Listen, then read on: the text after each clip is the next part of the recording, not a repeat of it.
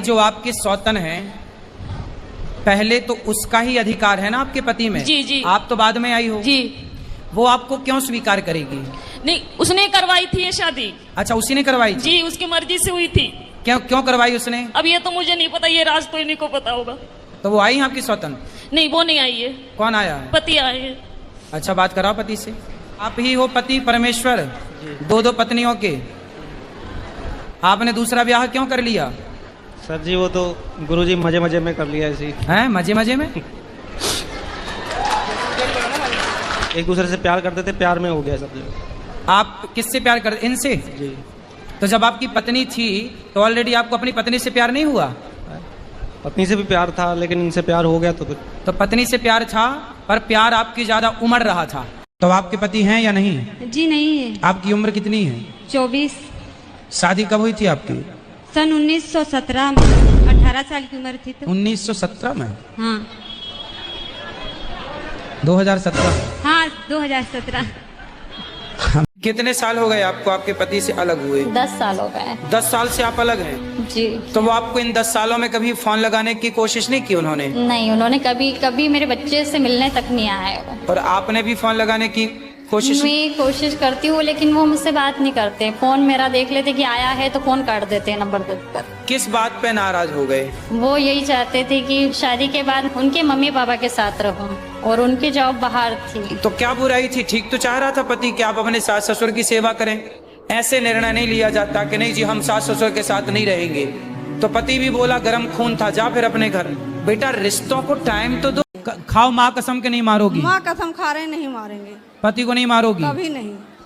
अब देखो माँ कसम खा गई, बात कराओ। ये भी आज के बाद कभी उल्टा सीधा ये भी ना बात करेंगे ना? क्यों? अब ये माँ कसम खा के बोल रही है कि आपको कभी नहीं मारेंगी। ठीक है गुरुजी। आप भी माँ कसम खा के बोलो कि आप भी इन पर शक संदेह नहीं करेंगे। आप शक नहीं करेंगे।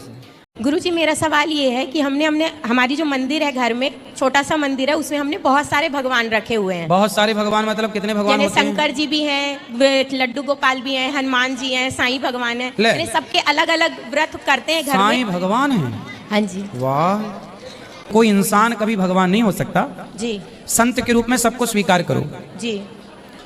देखो, आपको कोई दूसरा पुरुष दिख जाए तो आप उसे भाई के रूप में तो स्वीकार कर सकती हो। हाँ जी।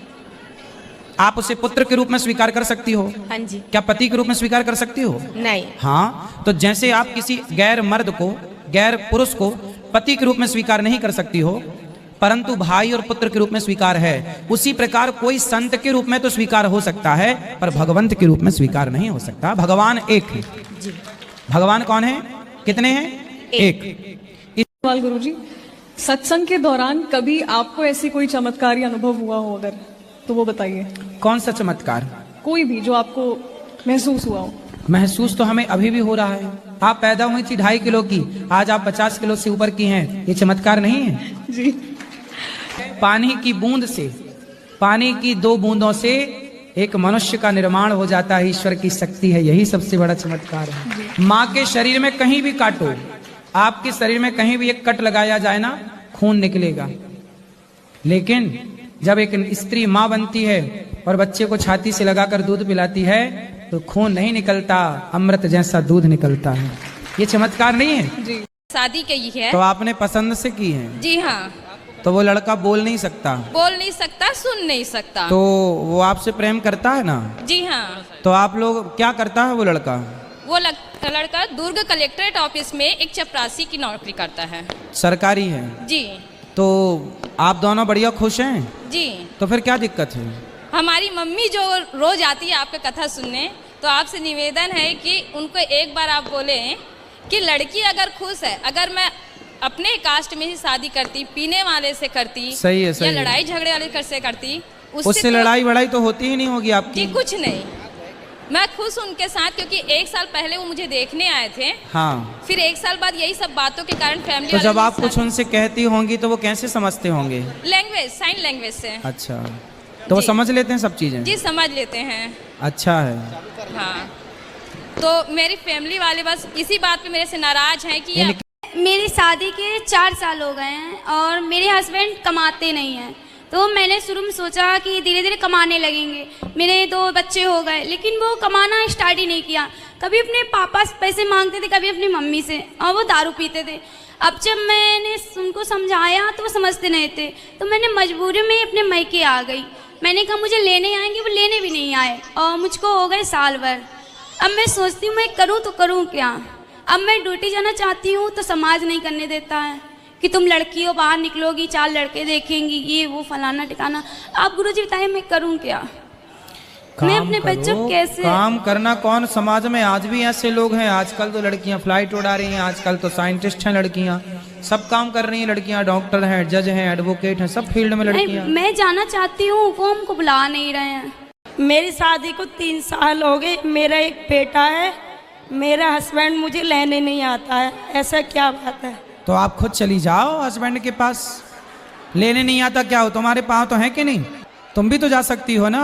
उम्मीद पति से है वो आए लेने, आप भी तो जाओ। अच्छा ये बताओ, मायके आई थी तो अपने से आई थी कि पति ने भेजा था? हाँ भेजा, पापा जी लेके आए। आपके पिता लेके आए ना, तो जब लेके आए पिताजी तो पिताजी से बोलो छोड़ के भी आओ। वो रखने के लिए मना करते हैं। काहे? तो एक बार आप पति से बात की, पति क्या चाहते हैं, ठीक से बात करते हैं कि नहीं? यूँ कह रहे कोर्ट में डाल देना, तलाक लूंगा। तो काहे तलाक लेना है, गलती क्या है, क्यों तलाक लेना है? तो सास नहीं रखना चाहती। अरे बड़ी दुष्ट सास है। एक पति पत्नी को अलग करना भी इतना बड़ा पाप है कि पूछो मत। अब ये लोग ना मर के सीधा नाली का। क्या चल रहा है आपके मन में? गुरुजी क्या बताऊं, मुझे कहने में भी शर्म लग रही है।